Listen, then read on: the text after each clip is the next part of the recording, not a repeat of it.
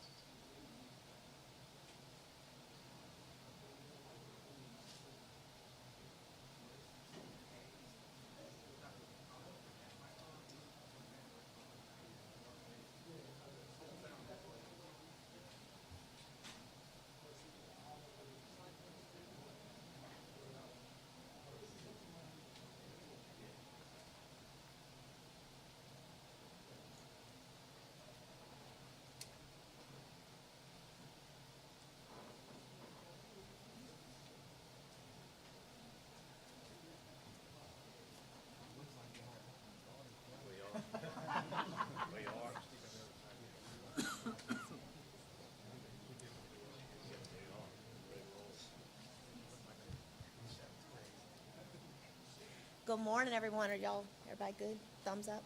Yes, everybody? Yes. Good morning. I'm Teresa Wilson, City Manager. Welcome. So, ironically, as we approach the anniversary, almost to the day, of the 2015 flood, October 2015 historic rain event and flooding experienced in the Midlands of South Carolina, we gather again to reassure our communities that we are working hard and we do have your backs after the aftermath and as we are still in the midst of Hurricane Helene.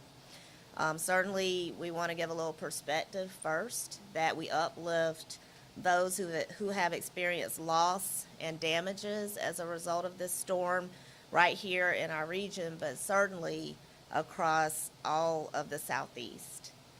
Helene did not discriminate, and let me be really clear about that, here in the Midlands on where or how her destruction impacted every single neighborhood and demographic across the Midlands. We've all felt it. Everyone in this room has felt it in some way, personally or with family members, and are still dealing with the results. It was evident in 2015, though, and it is evident today, that partnership and collaboration work. The partners in this room and many others who are not here with us today, but from the county, the state, and federal levels are working together to ensure a continuity of service delivery for our communities. Two distinctions that I want to make really clear up front between 2015 and today. Mass flooding and the threat to our main drinking water source were critical issues in 2015. That is not the case today. And we're going to talk about that in great detail very shortly with our Assistant City Manager of Columbia Water, Clint Shealy, who will address what we know and we understand why, the anxiety about the rising river levels and any concern about the status of our water and wastewater treatment plants. We are in good shape, and we feel even better since overnight. However, the other distinction that is of major concern, we know, to our communities is widespread power outages. And we're very thankful that Mr. Keller Kassam and his team, Keller, the president of Dominion Energy of South Carolina, are here with us today to share updates. And so with that, I'm going to turn it over to Mayor Rickenmann, who will give his remarks and welcome Keller to provide updates, and then we'll follow with additional updates from staff and, of course, our wonderful public safety officials. Thank you, Ms. Wilson. First of all, I want to take the opportunity to thank all the teams that have been working together around the clock for the last several days. That's everybody from our public works to our folks that work in our wastewater and our water treatment, to our firefighters, to our police officers, all the first responders across. And I also want to take a moment, remember that this hit the Southeast. It hit a lot of folks a lot worse than it did here. But this is the third largest destructive hurricane that's hit the Southeast in the last 50 years. We haven't seen wide out power outages and the issues, trees down, over 200 and something trees in our community since Hugo came through.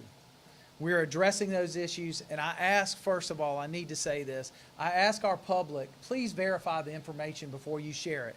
There are a lot of rumors going around about our drinking water and all types of things that are creating panic where people don't need panic. People are already suffering. They've damaged. They haven't had power in several days. We're working together to resolve that. But please do not spread rumors. Please do not spread information that you have not verified.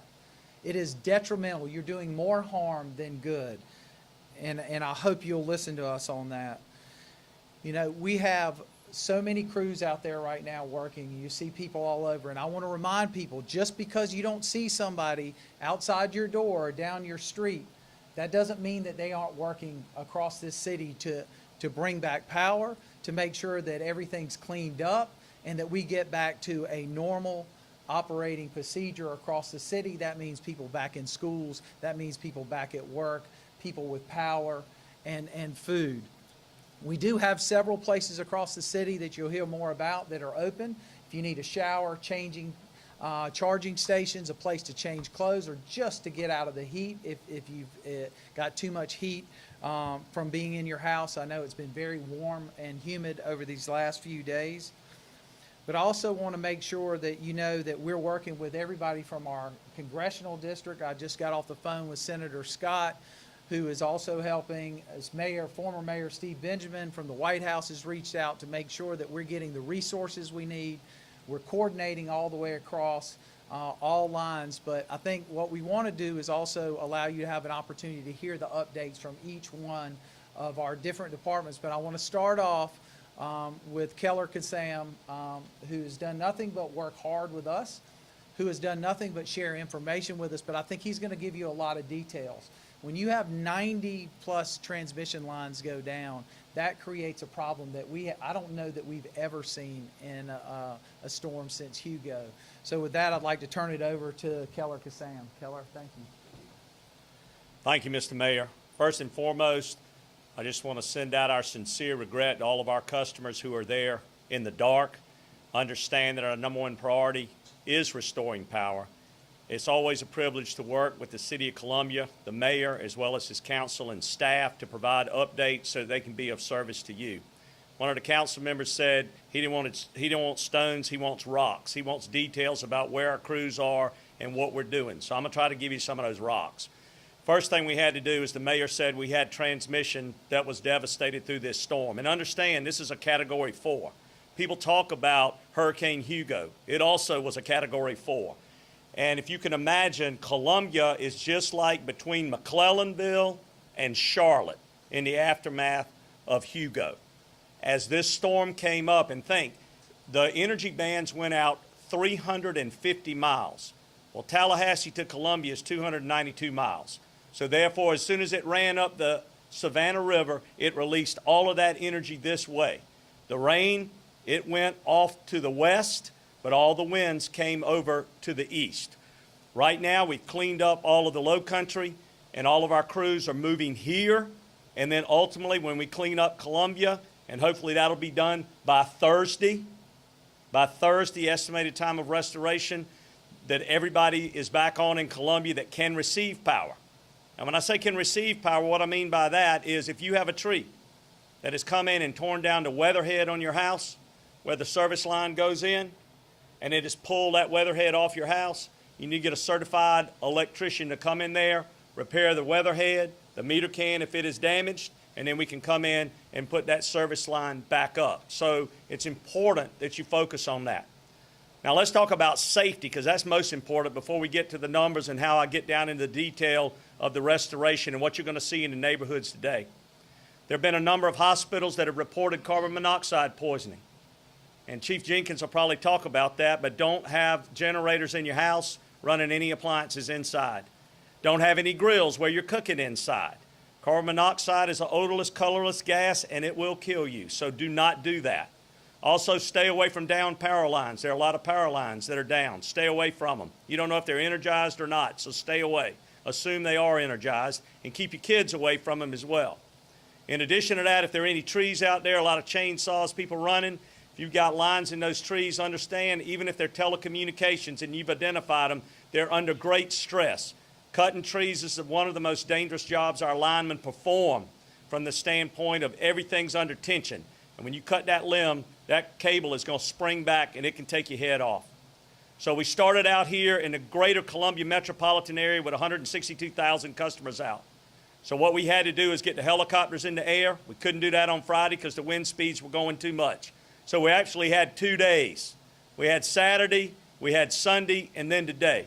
3 days. Hurricane Hugo took us 18 days to have restoration. That won't be the case here, but just give you a comparison, we've had more transmission lines out in the state with Helene than we did with Hugo, to give you the magnitude.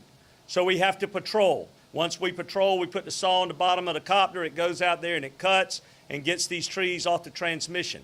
Then once you restore, and that's why people say, I didn't see any crews in my neighborhood. That's because they got to work the transmission. Then we got to work the substations, those fenced-in areas in your neighborhood that reduce the voltage to get to your homes. But then yesterday again, people said, I don't see any crews in my neighborhood. I ride around, I don't see crews in the neighborhood. Well, you may live 5 to 6 miles away from your substation. And we are worked yesterday on getting all the major circuits, tap-level circuits on. I had someone call me from a neighborhood off Farrer Road, and they said, I don't see any crews in my neighborhood. I said, that's because they're out on Farrer Road where that main feeder is that's bringing electricity into your neighborhood. It doesn't do any good to sit there and work a single outage at somebody's house when there's going to be no power coming to it. So that's how we progress through this. It is the most safest, efficient means of restoring power. I'm happy to report that within the city of Columbia, we were at 38,000 customers out within the city limits at peak. That's down to 8,000 today. For the whole metropolitan area, we're at 162,000 and we're down to 30,000 right now. That takes into Lexington, Chapin, and all those other regions. Today will be a good day of progress because you'll see more trucks in your neighborhoods today because they've gone from the mainline feeds to working the tap level outages that you see. So I know when I give you those numbers, I'm not trying to show you the progress, because what I'm focusing on is not the progress we made, but those 8,000 customers in the city of Columbia that are still in the dark, as are most of my linemen, who are your neighbors and your friends, whose families sit in the dark while they're out there busting it to get the power back on. So please understand, we will not stop until we get the power back on, but I can tell you today we've moved from the stones down to the rocks, and that's the plan, and we'll be in the neighborhoods. You'll see us. You'll see 2-man bucket trucks instead of the big 55-foot material handlers, because they'll be in there. I will tell you, the mayor touched on the tree damage. There are a lot of broken poles, a whole lot of broken poles. In addition to that, everybody says, well, undergrounding, let's underground all the lines. With all the uprooted trees, there's a lot of underground electric that's exposed and broken along the sidewalks that you'll see. We just want everybody to be safe. We ask for your patience. We're going to continue to work around the clock until the very last person has power restored. Thank you very much.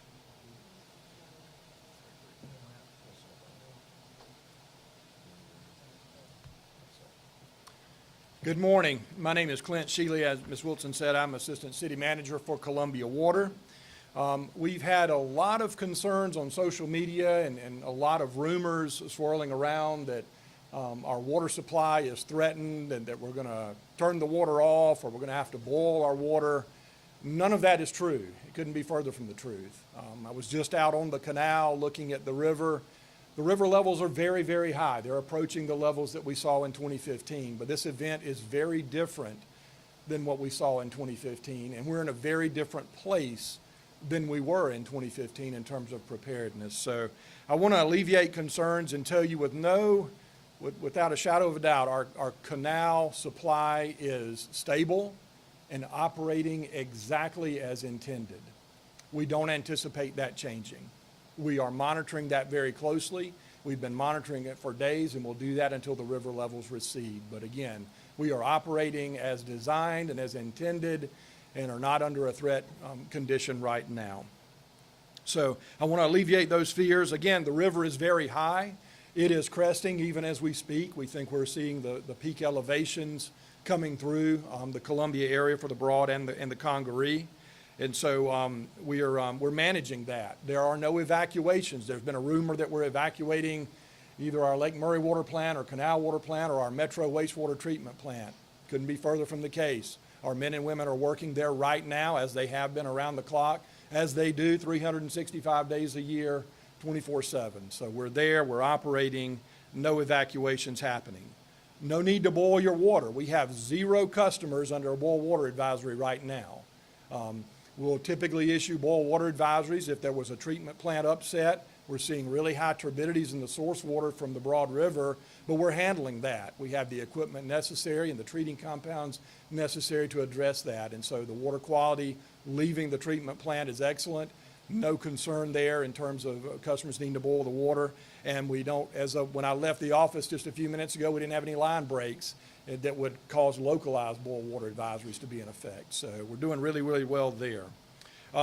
This situation is, again, very different than 2015, although the river level is approaching what we saw in 2015. We had flow coming overland from the city, from the heavy rains, flowing directly into the canal. We didn't have the control over the head gates that we have. In every tropical storm media briefing that you've seen me at over the last 9 years, you've heard me talk about this interim but very robust solution of a rock dam that is in place in our canal itself. All those tools are still in place, and again, they're operating as intended, and things are working like they're supposed to. If anything were different, we would be letting you know. I assure you we will be transparent, and we'll let you know the moment we know that something is different. Right now, everything is operating as intended, and we don't anticipate anything different. We did have a few customers, around 15 or so, out of water Thursday evening into Friday on Tall Pine Circle. We had about 100 foot of section of water main that was along the road. The road washed away. It washed away our infrastructure. Service was restored to those customers on Friday morning, and that service continues to those. So again, very, very isolated. In 2015, if you'll remember, we had widespread flooding that washed away a lot of our infrastructure, and so we lost service to a lot of customers then. That's not the case for this event. So those are some of the differences, but again, our interim solution for water supply working very, very well. So just want to reassure folks of that. We have obviously lost power at some of our water pumping stations out in the distribution system, and we're working with Dominion Energy and our partners at the co-op that supply power to those to get those back on line power. We had generators in place, or either pulled generators to those sites, so that our customers never knew the difference in terms of pressure and supply. So let's talk a little bit about our wastewater collection system and Metro treatment plant. We have seen unusually, really historically high flows. As the river increases, it has inundated our pump station that we have that's around the USC baseball stadium. We call it our West Columbia pump station. It's currently inaccessible by land, only by boat.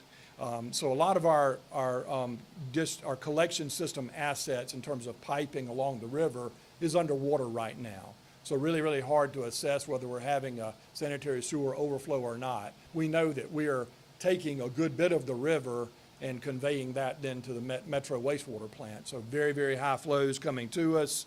As the river recedes, we'll have a better understanding of any damage that has happened along the river to our wastewater collection assets. But again, we're operating. We're seeing very high flows at Metro. The river is starting to back up into the treatment plant, so we're not able to get the treated wastewater out. We're using every tool we've got to treat the wastewater and disinfect it. And so we're trying to minimize any harm to the environment that may occur there. working with Department of Environmental Services. I was just on the phone with them before we stepped into the room. So they understand the situation that we and many others are in from a waste collection and treatment standpoint. So our primary focus right now is to make sure we don't spill sewer in the streets, in areas where the public might get to it, or back it up into your homes. And we're being successful in meeting that objective. So we plan for that to continue. I'll close with this. I want to thank our staff and team that's been working around the clock to keep water and wastewater services to our customers and to minimize any disruptions that you might have.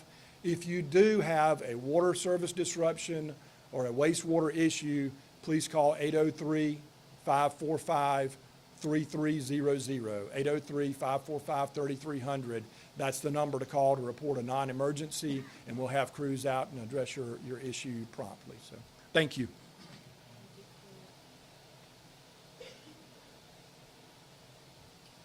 Good morning. My name is Robert Anderson. I'm the Public Works Director for the City of Columbia. And I want to begin by thanking and stating how proud I am of our Public Works crews that have went out for the last 3 or 4 days as they try to reopen the roads and deal with some of the localized flooding. Our response continues, and it will include the cleanup process of our city to make it safe once again for everybody. So I'm going to give just a quick overview of what we've done so far and what we're kind of dealing with today. Our Forestry and Beautification Divisions had a little over 200 calls for service with trees, limbs. So 21 of those are currently have lines entangled on them. We know Dominion's working on them. As they clear them, we will return to clear the streets and make sure they're passable. Our crews continue to work today. We've got 5 that do not have power lines in them. 2 or 3 of them have been cleared since I've been here since about 10:30. And 20 roads are impassable right now due to the trees that are down in the roads. As they clear them, as they clear the lines, and some of these are not with lines in them, we will clear the roads. Our Solid Waste Division started today by beginning to clean up our city. So it will take several weeks to clean this up.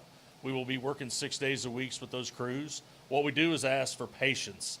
You know, our roads are going to become narrow when people cut the debris and get it out there or clean up their yards. So, you know, try to respect your motorists if the road becomes one lane of passing and stopping and letting somebody else go. We do have containers at 4 different locations. They are at Hyatt Park, Rosewood Park, Heathwood Park, and Woodlands Park. They're roll-off containers, and we've placed them there to allow people that don't want to wait for the trash guy to come by on their day, that they can take their yard debris that they rake up out of their yard and place it in those containers. Then we'll take those containers and dump them and bring them back to the site for the next few weeks. Once again, for the solid waste crews, we ask for patience. This will take a while to get to. So our street division really got busy Thursday with our localized flooding of streets. We put out a lot of barricades, but all of those closures that we had Thursday through early Friday have been rescinded on city streets. They're all open and ready to go. But with our flooding in the Broad River, we have been forced to close Lost Creek Drive. So Lost Creek Drive is closed at the Chestnut Hills subdivision, which is down off of Broad River Road. So we ask anybody that's trying to cut through Lost Creek at Broad River and Harbison, or Broad River and Lost Creek, or Hollingshed and Lost Creek, to take alternate direction. As the water recedes, I think Clint touched on it, that we are starting possibly, you know, with the water starting to recede. As the water recedes, with the flow that's been through our culvert there, we are going to want to re-inspect the culvert to make sure it's safe for passage before we reopen the road. So just because the water goes down doesn't mean we're going to reopen the road. We're going to need a couple days for an engineering firm to get in and look at structurally to make sure the bridge is safe for travel, and then we'll clean the road up also. So the street division will continue to assist forestry and our solid waste division in cleanup. Our traffic engineering division, as the power is restored to intersections, will continue to look at those intersections, make sure they're functioning properly, make sure that all the lights are functioning properly. There are still intersections that are out throughout the city. We can't stress enough to treat them as four-way stops until the power comes back on. Have respect for everybody that's passing through there. And I will also reiterate, do not touch any lines down or think they're de-energized. We want the crews that are experienced to do this, and that would be Dominion, so we can come in and clear the road afterwards. So thank you. Thank you, Director Anderson, and good morning. My name is Henry Simons. I am the Assistant City Manager of Operations, and I'm here to give you an update on what the resources that we're going to provide, or we are providing our community. We have activated our temporary shelter at Greenview Park, which is located at 6700 David Street. We are actually in our third day of activation for residents without power. The shelter has opened daily at 6 p.m. and will remain open until further notice. We have set up to accommodate 50 residents with the capacity to expand if needed. We have 50 cots available. That includes personal hygiene kits, linen kits, which includes pillows and blankets. Of course, residents are encouraged to bring their own toiletry items and additional pillows and blankets as needed. The shelter also has charging stations, Wi-Fi connectivity, games for kids, public use computers available, and we have the capacity to provide breakfast, lunch, and dinner throughout the duration of this event. We're actually available to serve dinner at Greenview Park this afternoon or this evening at 7 p.m. We encourage citizens to be aware of any elderly neighbors or individuals with medical needs that require electricity. We have several parks that are open. We released that to you all earlier this morning about the availability of our parks, and encourage them to use those areas as charging stations as well. If you don't desire to remain overnight, please feel free to come and charge your devices, utilize our open park facilities throughout the day. We do have an additional location where we can provide showers, which is the Charles R. Drew Center, located at 2101 Walker Solomon Way here in Columbia. And this center will close actually at 6 p.m. This evening. If you have any questions or you are seeking shelter at our temporary shelter location, please call our customer care center at 803-545-3300. In addition to that, we've heard some concerns regarding the ability to acquire fuel throughout this region. I want to assure you that our Fleet Services Division within the City of Columbia has been in contact with our fuel suppliers, and they're not experiencing any issues with receiving and delivering fuel. So we are good in terms of fuel capacity at our 3 fueling stations in the City of Columbia. We actually have confirmed that one of our vendors will deliver fuel trucks tomorrow morning. So we are good in terms of capacity at our fueling stations. Again, if there are any concerns, if there's a need for temporary shelter, please notify us and we will assist as needed. Thank you. At this time, we want to hear from our public safety officials. It's so critical, we know, to reassure the public during times when individuals may be displaced from their homes, that we are keeping this city and this county safe and secure. So I'd ask that Chief Jenkins come up to speak first, but that all three of, I call them the 3 Musketeers, that Chief Holbrook and Chief Jenkins and Sheriff Locke come up together, and all of them will give you comments from their perspectives.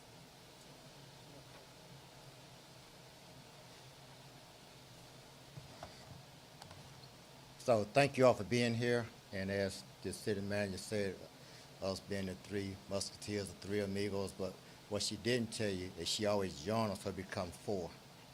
So, but anyway, just want to kind of give you a perspective of what we saw during this time.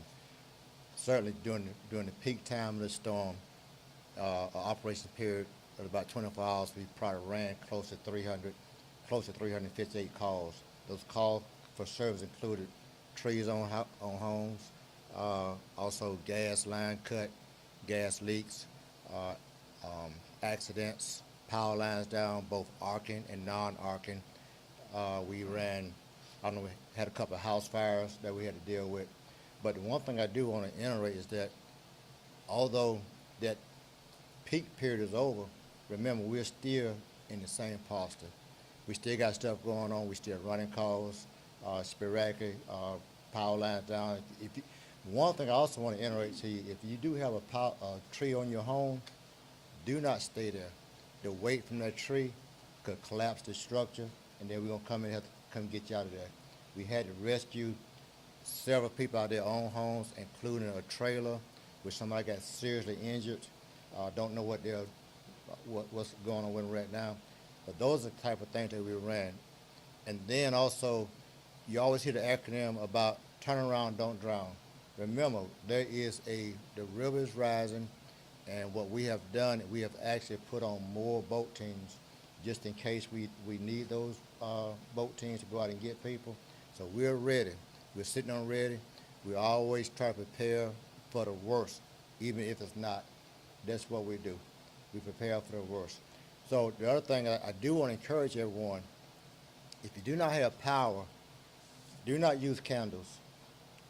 Try your best to get flashlights, use it for that purpose, flashlight. But as was alluded earlier, if you're using generators, make sure those generators are running outside because you don't want it on the inside with you, because you could be dying, and this may sound funny, you can be dying and not knowing because the carbon dioxide will kill you, and it won't let you know that's killing you. So we want to just encourage you to do that. Just stay safe out there. If you see anything out there, make sure you give us a call. As was said about the down power lines, you don't know if they're live, you don't know. We'll come out, we'll assess it, and what I got my fire marshal out doing right now is going to all the homes that got trees on top of them and assessing whether somebody should be inside them. But again, if you got a tree on your home, you do not need to be inside. If you don't have power, make sure you're taking all precautions not to use, I'm going to restate that, not to use candles, because you go to sleep, the candle burning, it can get tipped over, and guess what? That's you. So all these things, you just need to make sure you're taking precautions. We're there. I do want to thank my two colleagues right here because we work so good together. There's nothing that I do that they don't know, and vice versa. So we work real good together, and we appreciate it. I also want to thank the leadership of this city, because they give us the tools to work with, our mayor, our council, and our city manager. So we appreciate them. And also, we work real well with our EOC as well. So we thank Chief Tent as well.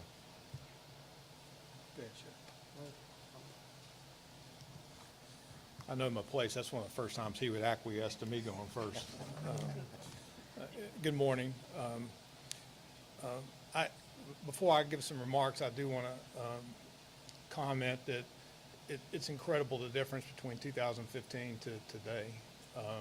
Our partnerships have always been strong, but this team that the city manager has assembled just impresses me all the time when we have to spin up for critical incidents. But after 2015, Ms. Wilson prioritized emergency management and response and was supported by our elected officials, and they have continued to support that priority, and you're standing in a place that is a result of that priority, and it's what allows us to do our job at maximum efficiency, and I'm so appreciative of that and to be part of this team. I would start by saying thank you to our citizens. They've been incredible in this difficult time. We've seen just dozens and dozens of acts of citizens helping citizens, and that is always inspiring. They have stayed off the roadway for the most part, which has helped us be able to respond to protecting property and responding to emergencies. And then I would also say thank you to our officers and all of our city staff. As was previously mentioned, our officers and staff, they are moms and dads and have families too that are affected by this. And we have a number of officers that are dealing with personal challenges as they continue to work to protect this city. A quick rundown from the police department. Beginning at 1100 on Thursday through 0600 this morning, we've responded to just over 2,000 calls for service. Some significant things to note: 149 accidents, 198 alarms. We've reported to specifically meet with the citizen just over 300 times. We've had 74 roadways that we've had to assist with that were blocked, and we've had 21 traffic control points that we have manned. We've had just a small number of what we consider to be significant incidents attributed to the storm. We've had 4 break-ins That's extremely low, and again, I think it's people staying off the roads, allowing us to be proactive. We've had success with our saturation patrols to guard our neighborhoods. We made arrests in each of those break-ins, and one of them included two locations where businesses were damaged and people went into businesses. One was after a fire, and we made apprehensions in those. And again, that's a testament to the work that the police officers are doing, being vigilant and patrolling. Our entertainment districts, believe it or not, were alive and well during this emergency, and they both had, in the Vista and in 5 Points, we had no issues, and we had moderate crowds. We continue to work with our partners to have saturation patrols in our affected areas. We do have some intersections we're continuing to man, and just know that in your neighborhoods where there is power outages after dark, there is a police presence, and you'll see that between the city, the county. We had state assets that assisted us Saturday night, and again, for the purposes just of reassuring the public that we're there. And just like Ms. Wilson said, we got your back. Thank you. We talk about the three of us having partnerships. Yesterday was evident on how quickly we were able to make a decision to close the public access to the river. Chief Jenkins called me. We both agreed that something needed to be done. It was done very quickly. In 2015, we worked very closely together, and we continue to do that, and you will see that. As far as the Sheriff's Department, our call volume has been very low when it comes to crimes. We've answered a lot of calls from people that needed help. We had deputies, a chainsaw crew that went out and cut trees and cleared some of the roads, which is, people say, well, why are you doing that? That's something that we can do. We have people trained to that. With the schools being closed, that gives us 107 deputies that we can put out in the community, so you will see high visibility. I think is very important. That reassures people. It also sends a message to anybody out there that's going to commit a crime is that we're out here. You're going to see us. Our senior citizens, our Project Hope, we're making sure that we check on all our senior citizens and make sure that they have the basic needs that they need to have. If it's medical or whatever, if they need transportation, we're going to provide that for them. But again, you're seeing us work as one team, and we're going to continue to do that. Some of us are very inconvenienced right now because some of the things that we're used to we don't have, but that's just an inconvenience. That inconvenience will end. Keller will tell you it's going to end. Just be patient.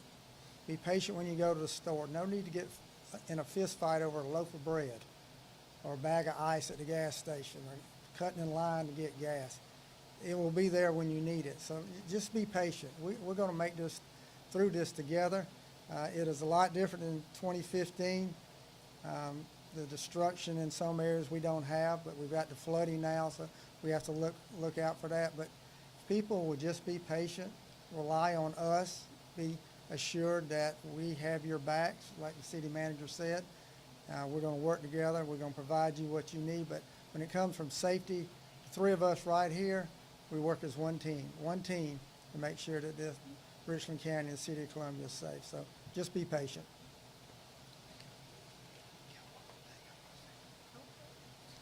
So, every time when you talk, you kind of neglect to make mention of things. I do want to let you all know that our firefighters were super. I mean, they really rose up to the occasion. They worked all night with no sleep. A lot of them stayed on the next day to make sure that you all were safe. They put themselves in harm's way. Even one of our trucks, I know you heard about the firefighters that died when the tree fell on their truck. Well, we had a tree hit our truck as well, but by the grace of God, they okay.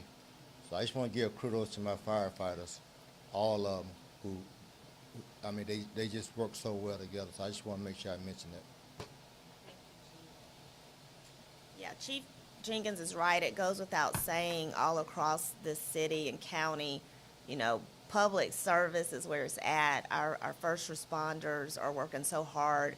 Our water and wastewater treatment staff members, if you think about what the type of work they're doing, and they are doing it right now, as raging waters are coming up on them, but yet we are still in a status of having excellent service, no boil water advisories, as Assistant City Manager Shealy said. It is really to be commended, and we have to be so thankful. So I thank God for them every day, and we all love on them, and we hope that as a community, you all would help us to do the same. I certainly wanted to recognize our two council members that are with us, Councilman Peter Brown and Councilman Tyler Bailey. I didn't know if you all wanted to say anything. Okay. They've been in the trenches with us, y'all, all the council members, even those who couldn't be here today. We're very thankful that one of the Richland 1 School Board Commissioners, Jamie Devine, is here, and our Superintendent of Schools for Richland School District 1, Craig Witherspoon. Did you need to share anything, sir? Or, yeah, you're welcome to, if you sure. Thank you. Craig Witherspoon, Superintendent, Richland County School District 1. And first of all, I would like to thank all of the folks up here because as a school system, we're a people business. We operate with a little over 4,000 individuals that are the families, that are the individuals that are impacted. So just as our emergency services individuals go out and about and check, we have staff that do the same thing. Our operations staff, including transportation, IT and the like, security, they go and check schools. Is there power up? Is there not? Full power, partial power? Are the freezers okay for food items and the like? And they are also the same individuals that are without power, that are without food and those types of things. So my hat goes off certainly to those individuals here, but also to our staff that steps up every single time. So over the weekend, we had approximately 15 to 16 schools either without power or partial power. And Dominion Energy, we've stayed in contact with them. We still have a number of schools right now that they're still trying to get power up. Some damage to some schools with trees falling, some awnings that have fallen, and folks are continuing to work. I certainly want to thank and recognize Sheriff Lott, Chief Holbrook, because again, we work together. So as we had to close school, not only because of power and the like, but we also assessed our staff, our transportation fleet, our custodians, everyone, and going in, one of the main reasons for not having school today was the fact that almost 25 to 30% of our bus drivers could not get to work. And we triple route our buses. The same drivers drive for high school, elementary, and middle, and they could not get to work. So even in a perfect situation, we need a certain amount of staff to be there to transport because the majority of our students ride buses. We assessed schools with staff as well, and a number of staff not only live in our Richland 1 footprint, but they live in footprints all over the Midlands. So as we assess staff and what would those staffing levels be today, the decision was made certainly yesterday that we could not safely have school with the supervision that was needed. Same goes for e-learning. We have that capability to operate remotely, but because of power outages and the like, we did look at e-learning again on Friday, but that was not an option for us today, and we will continue to work through that. All of the superintendents in the Midlands continues to talk and discuss, receive some text messages as we were here in terms of what their plans are moving forward. And we do the same in Richland 1 in communication with Richland 2, Richland X5, and all in the county. But we will continue to assess staffing and how those things will impact how we move forward. And we look forward to some announcements in that regard later this afternoon as well. And again, I just want to end by what I've started. I certainly appreciate all of these departments because we all depend on each other. The firefighters, first responders, they have students in our schools. And we all are in this together, and we continue to support the strong partnerships that we have, not only in times of emergency, but in just day-to-day operations as we work together. Thank you.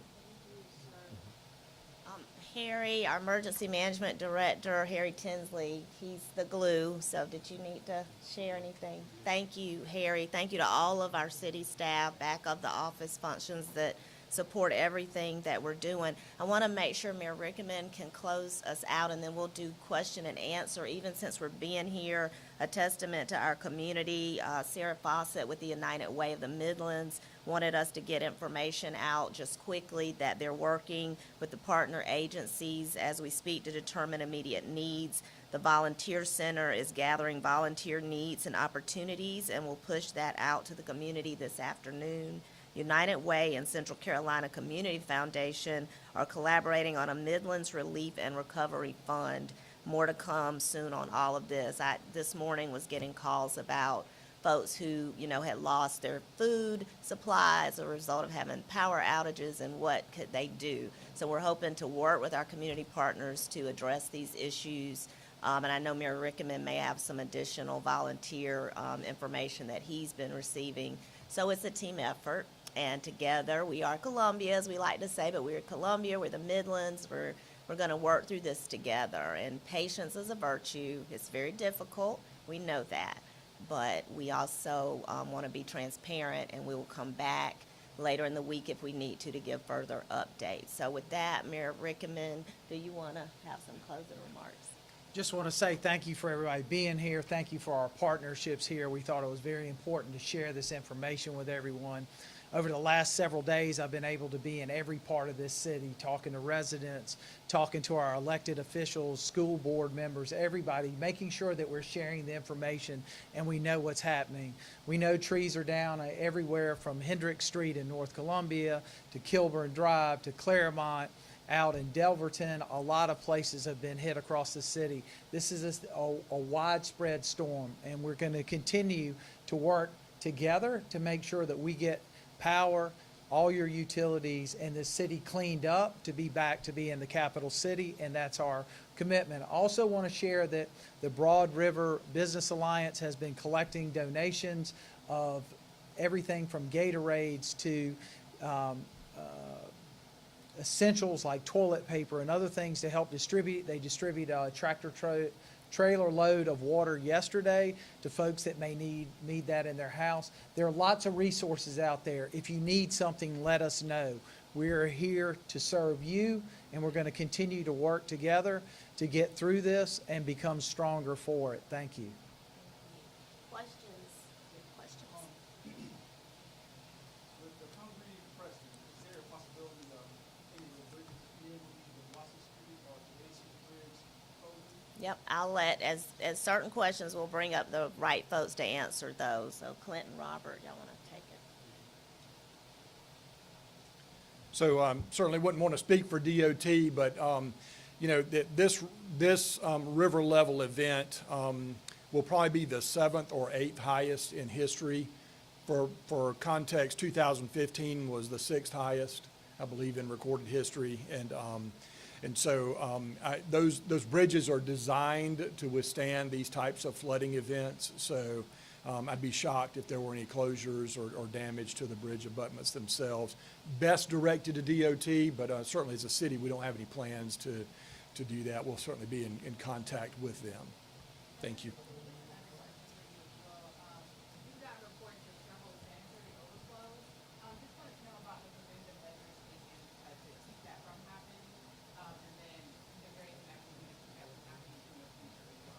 Yeah, certainly. We've been issuing our sanitary sewer overflow notifications since last Thursday when we began being inundated with rain. We did have a few isolated sanitary sewer overflows that were associated with power disruptions to some of our lift stations. We were able to pull in generators and get those back going and address those. We've had some collection system issues, debris, line blockages, those sorts of things that you might get whenever you have a high flow event. And then we've had those river issues that I spoke to. And again, hard to quantify any volume or impact right now because everything's underwater. So we're placing out the notifications that these things are occurring, and we'll follow up with additional information as we know more. Where it has happened, where sanitary sewer overflows, and there really have been, I'd say, I would characterize it as minimal in comparison to the magnitude of precipitation that we had on Thursday and into Friday.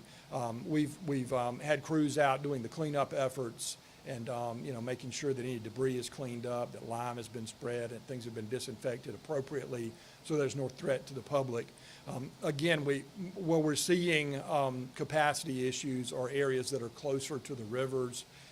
Gills Creek Basin had a few during Thursday and Friday's high flow event from that, what looks like it'd be a 100-year rain event that happened in Gills Creek, and Gills Creek coming out of the banks as it did. So those have been addressed, and we're monitoring the system very closely and are taking action to address when we do have those. And as I mentioned earlier, we're doing everything possible to make sure we're collecting that wastewater and funneling it toward our treatment plant and making sure that we don't have overflows where the public could be exposed to sanitary sewer. We're seeing a lot of infiltration and inflow of river water into our collection system. Therefore, the flows are very, very high, and it's one of those type of events that, really hard to design for. And I know you also touched on supplying to neighboring jurisdictions. Has the water supply all been under pressure since Helene? Absolutely, yeah. We've had the only service interruption that we've had that's of any significance was on Tall Pines, those 15 or so customers that I mentioned on Thursday evening into Friday with that section of road washing away. It took our piping infrastructure away. We were able to valve that off, run temporary service to those customers, so all those customers are back in water. Right now, we're continuing to supply water to our wholesale customers. We don't have anybody assisting us in terms of water supply, but we're continuing business as usual in terms of distributing drinking water of adequate flow and pressure to our customer base. Question for you on the water quality. We definitely also been getting a lot of questions about water quality. I know you have said that there's not a concern, you don't have concern anywhere in the system, right? Could you speak to when one of these high water situations can cause issues with water quality and why you're confident that's not the situation? I feel like that might help people understand. Certainly. If you take a look at the Broad River right now, you see how muddy it is. And muddy water is more difficult to treat than cleaner water, obviously. Even at our Lake Murray treatment facility, the Lake Murray, the turbidity we call it is very high in comparison to normal. So that creates a treatment challenge. If you don't get the chemistry right on the front end, then your settling and filtration techniques don't work properly. Your disinfection doesn't work as properly as it should. We are nailing the chemistry. We're doing the jar test that we need to do every hour because the river quality is changing very rapidly. So our certified, well-trained operators are doing everything they need to do to stay ahead of the curve there and make sure that the drinking water that we're pumping out to our customers meets every federal and state regulatory limit. And with a lot of cushion to spare. We're not even close to regulatory thresholds. So we feel really good about where we are. We've learned from previous storms, and the folks are doing a great job there. Can you just elaborate on, so as the water level changes, you don't anticipate that affecting your ability to treat the water or your ability to deliver it? Not at all, not at all. We'll see the river levels recede. We'll see the clarity of the water improve over time. But again, we have the tools and techniques and resources there, as well as the trained staff to be able to treat that very turbid, muddy water, has a high organic content. It's unusual that we see these types of events, but we're ready for them and are handling them adequately. Thank you.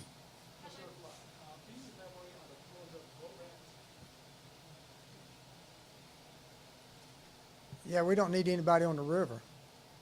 One, we don't need to be spending our time out there rescuing people out there playing. This is not a time to be playing, not a time to be on the river to do any recreation or sightseeing. So that's why we close the boat ramps, that it's not safe right now with the water the way it is. If anything happened out there, who got to go out there and get them? The first responders got to go out there. And as Director Tensley can tell you, that water is nothing to play with. So that's why the decision was made to close those boat ramps. We don't want anybody out on the waters. For those those families that may need to leave their residence for one reason or another, but they're afraid to leave because they have pets and animals, any recommendations of what steps we should take?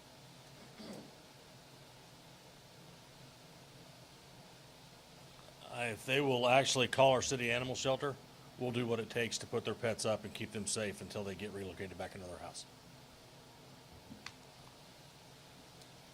And I would just add, as ACM Simons mentioned, we have stood up the one temporary shelter. That is just a function of, city resources standing up a shelter at Greenview Park, which we have the capacity to do that. And maybe Director Tinsley can speak more to this, it's the function of the county to establish the state-type protocol mandatory shelters when they determine that that's necessary. And so don't want to speak for Richland County, but I'm sure hopefully they're looking into that.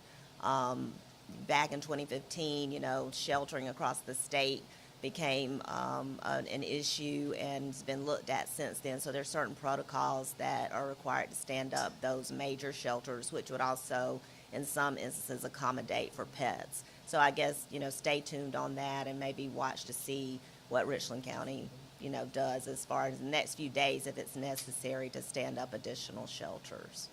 I wanted to add too, because of and we understand why the questions come, and I think Mayor Rickenmann spoke to it earlier, and even since we're in here, we're continuing to get communications via social media or otherwise. One in particular that I continue to get, I just got a text from a friend who works at Congaree Wastewater Plant, which is not what it's called actually, and they just evacuated staff, and the expectations that the plant and the one on the Broad River too will be flooded today. So fill up your bathtubs. We may lose wastewater access for a while. Distruth, falsity. We have said it here today. I'm just reiterating it because it keeps coming. There are no evacuations. Our workers, wastewater treatment staff, who are doing a yeoman's job, are doing that job at the plant as there rising river levels around them. So everything ACM Simons just explained is where we are, and we are in good shape. They're doing a great job. No one's being evacuated. I think it'd be fitting to ask Chief Goldberg as well as Chief Carolina. People try to use this time to take advantage of people. Any reports of people that try to either move or commit crimes, like what is the message to anybody that's trying to make take advantage of the We have not. I think you heard the sheriff say it was a pretty normal operating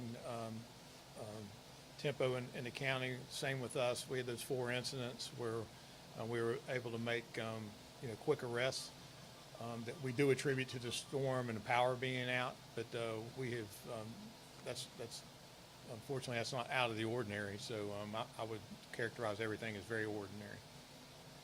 Same in the county. I mean, they break the law, we're gonna lock them up.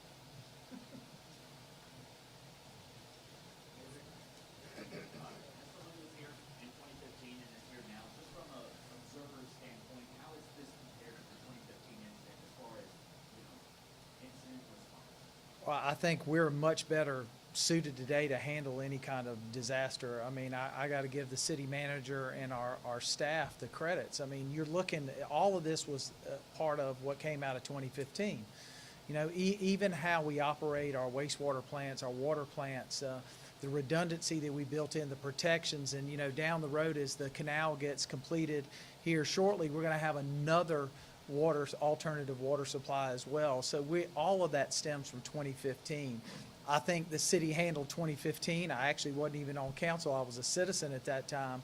And I will tell you, what I saw from the leadership of all the folks that I had worked with in the past was tremendous. But we were hit from all sides. Here was much different because we didn't have flooding coming from all sides at the same time. We're going to continue to improve. We're learning stuff every day as we deal with this. I think having a tropical storm roll into a hurricane at the amount of winds, I think we clock winds at certain places up to 67 miles an hour across the city. But also it shows some links. I think there's some real work that we need to do with residents about identifying trees that are compromised in their yards. The majority of the power outages across the city are from trees in people's yards, not from that Dominion didn't cut the trees, as some of the rumor mills are out there, this and that. It is truly about addressing that. So we're going to work with our residents to how we can deal with that. We're going to continue to improve response times and et cetera, because that's what we do. We try to improve. I mean, there's a reason why we want to be the #1 city in South Carolina. It's because it's about quality of life and making sure that we're providing that to each one of our residents. And I think the commitment across here, as you've seen from school board to the sheriff's office, is about the quality of life of our citizens. And working with our power company Dominion and all of our contractors there. There are 53 crews around the city right now working hard to address the issue. So we're going to continue to do that, but I think we're in a much better place.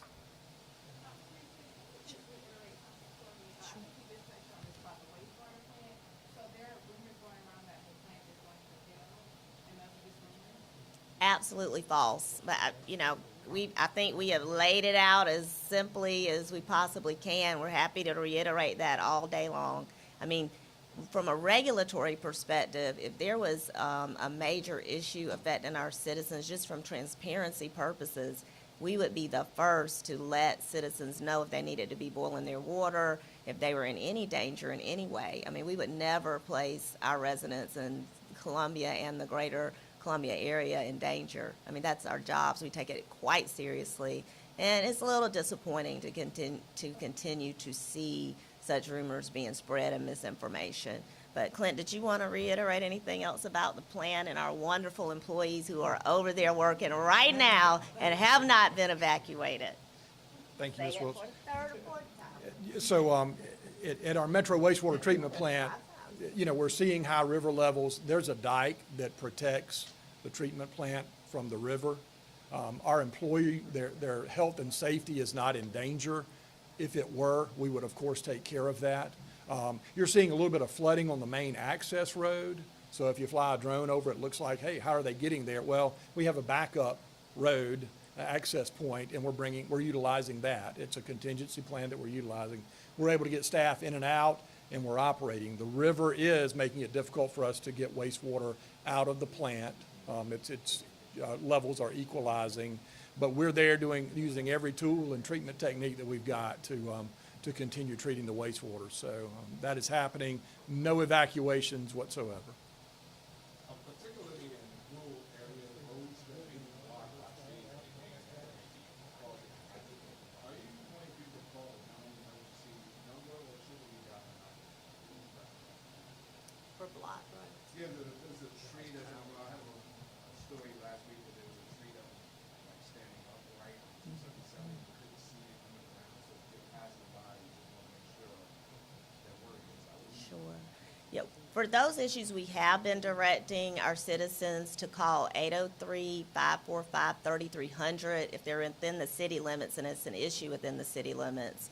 They all, as you mentioned, they can always dial 803-252-2911 as well, but we're trying to, separate true emergencies from issues that seem emergent for sure, but that would require coordination with Dominion to assess the tree if there's power involved. And then, of course, as Director Anderson explained, then our crews will also come out to assist with that. So I would say 803-545-3300 if it's within the city limits. Rural areas that may be in the county, certainly they could call 803-252-2911. Okay? Ma'am, you had a question for Keller? Oh, yeah. Let- Let him finish addressing that. I'm Let- sorry. So, for the county, so we got SAW teams out there on our rescues. Now, we're not just gonna cut a tree because it's in the road, but we will cut a tree if we block our access to get to the emergency. So we make sure, the main thing, we make sure that we get help to people. So we've had to cut trees out of the road in order for us to get through. But you do need to call the county, or you call it ombudsman if you can't get through, but they'll take care of that. Keller, just had a question for you on the Lake Murray Saluda side of Yeah, the question was about Lake Murray and what are the plans for us from a water management standpoint. And I will echo what City Manager Wilson said. There are a lot of rumors associated with it as well. And I think the only folks getting taken advantage of during this storm up to this point is on social media. And I think you need to get your facts from the authorized source, just like with the water plant. Same thing with us. Everybody said that all of our linemen were in Florida assisting before the hurricane. That's an absurd lie. We were bringing people here on Wednesday. We've never sent anybody off system when there's anything in the path. In addition to that, as far as Lake Murray goes, as you know, there are 5 towers out in the lake, and we generate electricity there. It's a hydro plant, Saluda Hydro. It's on a FERC license in which we operate. We will not let the lake get above 360 feet above sea level, and so we will maintain that. The good news that happened this morning is the Broad River, which brings 70% of the water right out here in Columbia where everybody sees, it crested and it's starting to come down. And that's the best news that I've heard all day from that perspective. We have one gate cracked because we're generating about 92 megawatts coming out of those towers. We have one gate that is currently cracked because one of the towers is in maintenance because we're doing the maintenance. People saw the crane up there and everything.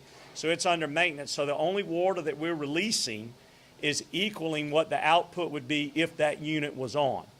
I talked to our hydrologist before I came over here because I knew, and that's a great question you're asking, and everything is stable right now, and we will be releasing no more water than what we're releasing right now. We will continue to monitor. We'll continue to see what comes into that watershed from Greenwood coming down, but Greenwood has reduced their spillage as far as what they're sending down because all that goes into Lake Murray. And understand this, we ought to be glad Lake Murray is up there.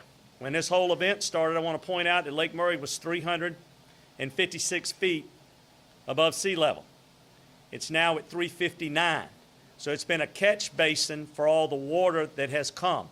If it was not there, you'd see a heck of a lot more water that would have flowed downstream. So great question. You know, we're focused on power, but we're also focused on that water and managing Lake Murray in that regard. And those are kind of the limitations we have on the 360. But fortunately, the Broad is crested, it's normalized, and our flows have normalized coming out of Lake Murray, and we don't anticipate any changes in that regard.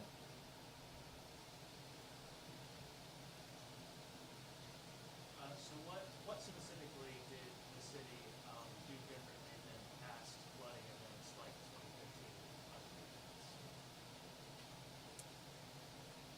2015? I really think we've spoken to that from the standpoint of the distinctions between the two events. So in 2015, there was mass flooding. There was a real threat to our major water supply source with the canal. And what we've done differently is work from that point to this point to build contingencies and redundancy and work with our federal partners. My very first comment was that, ironically, we're coming up on the anniversary of that flood, almost to the day. And we were hoping, and we still hope to, by this Friday, to recognize that and talk in more detail than what we have time to do today about those changes that you mentioned. It's a great question because it's very important for the community to understand the sheer magnitude of resources. I mean, real, millions of dollars to get us back to where we need to be, and as the mayor mentioned, with an alternate water source as well. So we are in a much better place from that regard as far as, having built the build back, I would call it, and the use of partnerships with our federal delegation members who've worked very hard, a shout out to them, to keep this on the forefront. Congressman Clyburn and Graham, Senator Graham, and they have, and all the others have recognized the need for us to build back up our system even better, to serve our school districts, our, universities, flagship university, and of course, the trauma centers here in Columbia. So I would say for me, that's the answer from the standpoint of the previous flood to now, is having better infrastructure and resources in place. Keller. And I can tell you just from somebody on the outside with the city of Columbia, you know, back when that flood came through, we had less than 10,000 people that didn't have power. So that's Right. number one. This is a totally Totally. different storm. Yes. But I can tell you from the city of Columbia perspective, it is a blessing for us to be, they are an extension into the community with what we try to do as a corporation to get the lights back on. Mayor Rickenmann was calling me, you know, on Friday. I mean, he was calling me Thursday and Friday. How are you prepping? How are you set up? What can we do to help? Where your crew's gonna be? We wanna make sure, Chief Holbrook, make sure nobody comes in and steals copper and tools off of your trucks as far as people being in there. I mean, this entire Clint, Shealy, we have to work hand in hand with him. Hey, this is where we need electricity. I need electricity at my sewer plants. I need them at my water pump, the whole 9 yards. What are you gonna be doing with Lake Murray? So just since the last time all of this team was put in place, it actually makes our job much more efficient from that standpoint. So from somebody who's an outsider, this City of Columbia team is outstanding, and it is a privilege to work with them and blessed to serve the citizens of Columbia. Well, thank you for that, Keller. And you see, all of us have our, you know, our sleeves turned up and blue shirts on. I mean, we know that the anxiety is there because people have had these experiences. So we are okay with taking the questions. Definitely gonna always give you the facts. And so we were hearing things that aren't factual, you know, don't take it any kind of way, but we're gonna correct those things because it's very important. And that's why we use our media partners as well to help us push the right information. So transparency is key. As I said before, we'll be back up here, and I cannot thank Keller and Dominion Energy enough for standing with us today. With that, we'll close it out. Anything else? Thank you so much.